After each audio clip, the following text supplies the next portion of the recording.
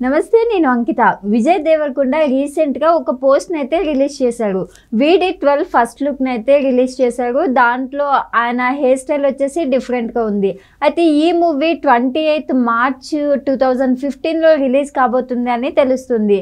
అయితే ఈ మూవీ పైన విజయ్ దేవరకొండ చాలా అంచనాలు అయితే ఎక్కువ పెట్టుకున్నారు. ఎందుకంటే మనం చూసుకున్నట్లయితే విజయ్ దేవరకొండ గతంలో చేసిన మూవీస్ ఏవైతే ఉన్నాయో ఎక్కువగా ఫ్లాప్స్ అయినవి. అయితే ఈ మూవీతో ఆయన మరొకసారి హిట్ కొట్టబోతున్నారా లేదా, అసలు విజయ్ దేవరకొండ ఈ మూవీతోటి మళ్ళా ట్రాక్లోకి రాబోతున్నారా, ఈ టాపిక్ పైన డిస్కస్ చేయడానికి నాతో పాటు సినీ క్రిటిక్ అలాగే సీనియర్ జర్నలిస్ట్ యజ్ఞమూర్తి సార్ ఉన్నారు. ఆయనతో మాట్లాడదాం.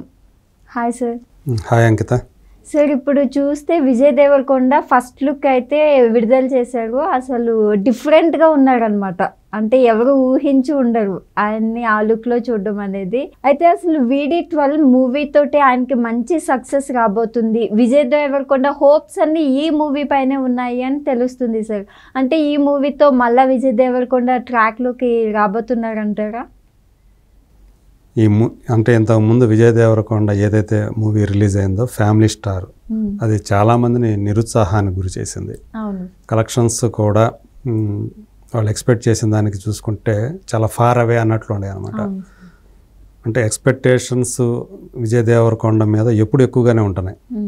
లైగర్ అనే సినిమా పూరి జగన్నాథ్తో చేసిన తర్వాత అది ఒక పాన్ ఇండియా ఫిలింగా, ఫస్ట్ పాన్ ఇండియన్ ఫిలింగా అది రిలీజ్ అయింది. సో చాలా హ్యూజ్ ఎక్స్పెక్టేషన్స్తో వచ్చింది. ఎందుకంటే అందులో మైక్ టైసన్ లాంటి వాడు కూడా యాక్ట్ చేశాడు విలన్గా. సో దాంతో అది ఒక ఇంటర్నేషనల్ ప్రాజెక్ట్ తరహాలో తీశారు దాన్ని. చూస్తే అంటే ఒక్కసారిగా గాలిపోయింది అన్నట్లు అయిపోయింది అది రిలీజ్ అయిన తర్వాత. మొత్తం అంతా సో డిజాస్టర్ అయింది అది. సో ఆ తర్వాత తను ఏవైతే చేశాడో ఆ సినిమా అవి కూడా చాలా పూర్ రిజల్ట్సే బాక్స్ ఆఫీస్ దగ్గర ఇచ్చాయని చెప్పాలి. సో ఖుషి కూడా ఏమంతా ఆడలేదు. మంచి శివ నిర్వాణ లాంటి మంచి డైరెక్టరు, సమంత వీడి కాంబినేషను క్రేజ్ తెచ్చినప్పటికీ కూడా అది జస్ట్ 80% లోపలే దానికి రికవరీ అనేది తీసుకొచ్చింది.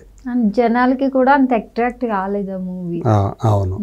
సో దానికి మించి ఇది మరీ ఎక్కువ నష్టాలు తీసుకొచ్చింది ఫ్యామిలీ స్టార్ అనేది. పైగా మృణాల్ ఠాకూర్ అందులో హీరోయిన్గా చేసిన అమ్మాయి ఎంత క్రేజ్ ఉంది ఆ అమ్మాయికి. సో అంతకుముందు హాయ్ నాన్న కానీ, ఫస్ట్ ఫిలిం సీతారామం కానీ, సో మోస్ట్ హ్యాపెనింగ్ హీరోయిన్గా అమ్మాయి తెలుగులో పేరు తెచ్చుకుంది. కానీ మూడో సినిమాకి వచ్చేటప్పటికి ఒక్కసారి ఆ అమ్మాయిని కూడా డిసప్పాయింట్ కలిగించినటువంటి సందర్భం చూసాం. సో ఇప్పుడు తన ఆశలన్నీ కూడా VD12 మీదే పెట్టుకుని ఉన్నాడని చెప్పాలి.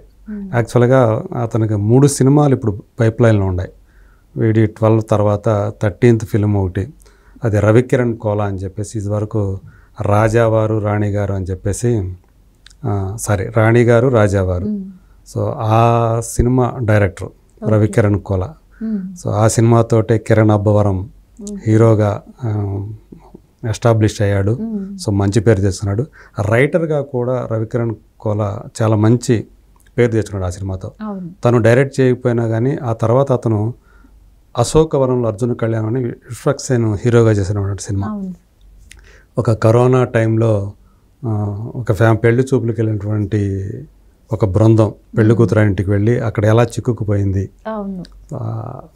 లాక్డౌన్ వేస్తే అనేది చాలా ఎంటర్టైనింగ్ వేలో తను రాసినటువంటి దాని సంభాషణ రాశాడు, స్క్రిప్ట్ ఇచ్చాడు. సో చాలా మంచి పేరు తెచ్చుకున్నాడు. సో అతను ఇప్పుడు ఇంప్రెస్ చేసి వీడిని 13th ఫిలింని సో అతను చేయబోతున్నాడు. దిల్ రాజు దానికి ప్రొడ్యూసరు. సో అట్లాగే ఇంకొకటి VD14 అనేది. సో దానికి వచ్చేసి ఆ సినిమాకి ట్యాక్సీ వాళ్ళతో తనకి హిట్ ఇచ్చినటువంటి డైరెక్టర్ ఎవరైతే ఉన్నారో రాహుల్ సాంకృత్యాన్. సో అతను డైరెక్షన్లో ఆ సినిమాని చేయడానికి అతను రెడీ అవుతున్నాడు. సో పైగా అది 19th సెంచరీ బ్యాక్డ్రాప్. సో ఆ బ్యాక్డ్రాప్లో అతను ఎలా కనిపించబోతున్నాడు అది చాలా ఇంట్రెస్టింగ్ క్యూరియాసిటీ కలిగిస్తున్నటువంటి ఒక అంశం. సో ఏదేమైనా ఇప్పుడు తను ఒక ఫ్లాప్ ట్రాక్లో ఉన్నాడు. 2018లో వచ్చినటువంటి గీత గోవిందం, ట్యాక్సీ వాళ్ళ సినిమాల తర్వాత ఆ 2 సినిమాలు హిట్, ఇంకొక సినిమా ఫెయిల్ అయింది. కానీ బట్ ఆ తర్వాత అతను చేసిన ఏ సినిమా కూడా ప్రేక్షకుల అంచనాలను అందుకోలేదు, సక్సెస్. అట్లాగే బయ్యర్స్కి లాభాలు తీసుకురాలేదు. సో దాంతో అంటే 6 years అయింది అతను మంచి హిట్ చూసి. అవును. సో ఇప్పుడు తన మీద ఆ ప్రెజర్ అయితే ఉంది. యూత్లో ఒక యూత్ ఐకాన్గా తనకి ఏదైతే పేరు ఉందో దాన్ని నిలబెట్టుకోవాల్సినటువంటి బరువు బాధ్యతలు అతని మీద ఉన్నాయి. సో ఇప్పుడు అందుకనే VD12 అది ఏదైతే మీరు చెప్పినట్టు ఫస్ట్ లుక్ వచ్చిందో ఒక చూస్తే మనకు అర్థమవుతుంది. అంటే ఒక జైలు నుంచి వచ్చిన వాళ్ళలాగా మనకు కనిపిస్తుంది, లేదా జైల్లో అంతా మనం అంటే హెయిర్ కట్ చేసిన తర్వాత పూర్తిగా షేవ్ చేసిన తర్వాత జుట్టు కొంచెం పెరుగుతుంది కదా, కొంచెం అట్లాంటి దాంతో కనిపిస్తున్నాడు అతను ఆ లుక్ తోటి. సో దాంట్లో అతను బ్లడ్ షెడ్ అని కూడా అంటున్నాడు. బ్లడ్ షెడ్ అంటే సో అది సాధారణంగా గౌతమ్ తిననూరి అతను ఏదైతే అతను మునుపు తీసిన సినిమా జెర్సీ ఏదైతే ఉందో అతను ఎమోషన్కి ఎక్కువ ప్రాధాన్యం ఇస్తాడని చెప్పేసి మనం ఆ జెర్సీ సినిమా ద్వారా మనం చూసాం. సో కానీ దాంట్లో బ్లడ్ షెడ్ లేదు. అవును. ఈసారి దానికి పూర్తి భిన్నంగా ఇది ఒక హింస రక్తపాతం ఉన్నటువంటి ఒక సబ్జెక్ట్ తోటి ఈ సినిమా తీస్తున్నాడు అని చెప్పి ఈ సినిమా తను ఏవైతే క్యాప్షన్స్ పెట్టాడో విజయ్ దేవరకొండ దాంతో మనకు అర్థమవుతుంది. చాలా క్వశ్చన్స్ ఉంటాయి అంటున్నాడు, మళ్ళీ చివరికి వచ్చేటి ఒక రీబర్త్ అంటున్నాడు. సో అంటే ఒక బాగా స్ట్రగుల్ అయిపోయినటువంటి జీవితంలో దెబ్బతిన్నటువంటి ఒక యువకుడి కథ ఏమో అని, ఎవరి వల్ల తను అలాంటి పరిస్థితి గురయ్యాడు. సో మళ్ళీ రీబర్త్ అంటున్నాడు, చివరికి అతను ఇచ్చిన దాంట్లో రీబర్త్. సో మళ్ళీ అంటే ఎనర్జీని తెచ్చుకొని అతను ఏం చేశాడు, ఒకవేళ ఇది రివెంజీ లేదా రివోల్ట్ లాంటి అది ఎలిమెంట్ ఉన్నటువంటి స్టోరీయా అనే ఒక ఆలోచన అయితే కలుగుతుంది, అభిప్రాయం కలుగుతుంది. బట్ మనకి ఈ సినిమాకి సంబంధించినటువంటి స్టోరీ ఏంటి అనేది ఇప్పటివరకు ఎక్కడ కూడా రివీల్ కాల. కాకపోతే గౌతమ్ తిననూరి ఒక కొత్తగా వీడిని విజయ్ దేవరకొండని ప్రజెంట్ చేయబోతున్నాడు అనే ఒక అభిప్రాయం మాత్రం ఆ లుక్ తోటి కలిగింది. సో ఫ్యాన్స్ కూడా ఈ లుక్ బాగా నచ్చేసింది. సో మళ్ళీ వాళ్ళకి అలాంటి ఒక రగ్గుడు లుక్ మనం ఎక్స్పెక్ట్ చేసేటువంటి అతను ఒక యాక్షన్ ఇమేజ్ ఏదైతే ఉందో అర్జున్ రెడ్డిలో మనం చూసాం కదా, ఫెరోషియస్ యాంగ్రీ యంగ్ మ్యాన్గా అతను మనం చూసి ఆ తర్వాత మళ్ళీ అతను అలాంటి దాంట్లో మళ్ళీ నటించబోతున్నాడా అనే ఫీల్ని ఈ పోస్టర్ మనకు కలిగించింది. అంటే ఇప్పుడు చూసుకుంటే సార్ అర్జున్ రెడ్డికి ఉన్నంత క్రేజ్ ఇంకా విజయ్ దేవరకొండ ఏ మూవీకి లేదని చెప్పాలి. అంటే ఆ మూవీలో తనకున్న యాంగ్రీనెస్ అన్నాలా, అంటే అలాంటి స్టోరీస్ వస్తేనే తనకి సూటబుల్ అయితే అంటారా? ఎందుకంటే ఈ మధ్యకాలంలో చూసిన అన్ని ఫ్యామిలీ ఓరియంటెడ్ స్టోరీస్ తీసుకున్నాడు, కానీ అది సక్సెస్ రేట్కి దగ్గర కాలేకపోయింది. సో ఈ మూవీ చూస్ చేసుకోవడానికి వన్ ఆఫ్ ద రీజన్ అదని చెప్పొచ్చా? అంటే యాక్చువల్గా అతని హీరోగా టేక్ ఆఫ్ అయినటువంటి సినిమా ఏదైతే ఉందో పెళ్లి చూపులు, సో అది మనకు తెలుసు. ఒక కాన్సెప్ట్ తోటి చాలా క్యూట్ వాళ్ళిద్దరి మధ్య హీరో హీరోయిన్ల మధ్య కాన్ఫ్రంటేషన్స్ కానివ్వండి, కాన్ఫ్లిక్ట్ కానివ్వండి, క్లీన్గా ఉంటుంది. ఒక మొబైల్ ఫుడ్ వ్యాన్ పెట్టుకొని వాళ్ళు చేసే ప్రయత్నాలు ఏవైతే ఉండే ఒక లైఫ్లో, అంటే అందరూ కూడా నీకు ఏ పని రాదు, ఏం చేత కాదు అని చెప్తే అలాంటి పరిస్థితిని ఎదుర్కొన్నటువంటి అతను తను ఏదో సాధించాలి అని చెప్పేసి ఏదైతే అందులో నేను నిరూపించుకోవాలి, నేను కూడా పనికొస్తాను అని చెప్పేసి అందరికీ నిరూపించుకోవాలని తాపత్రయపడే ఆ యువకుడి క్యారెక్టర్లో చాలా బాగా చేశాడు. అది బాగా నచ్చింది. కంప్లీట్గా అతన్ని మేకోవర్ చేసి ఒక డిఫరెంట్గా అతను ప్రజెంట్ చేసినటువంటి సందీప్ రెడ్డి వంగ అర్జున్ రెడ్డిగా. సో ఇద్దరికి ఆ సినిమా ఎంత పెద్ద పేరు తెచ్చిందో తెలుసు.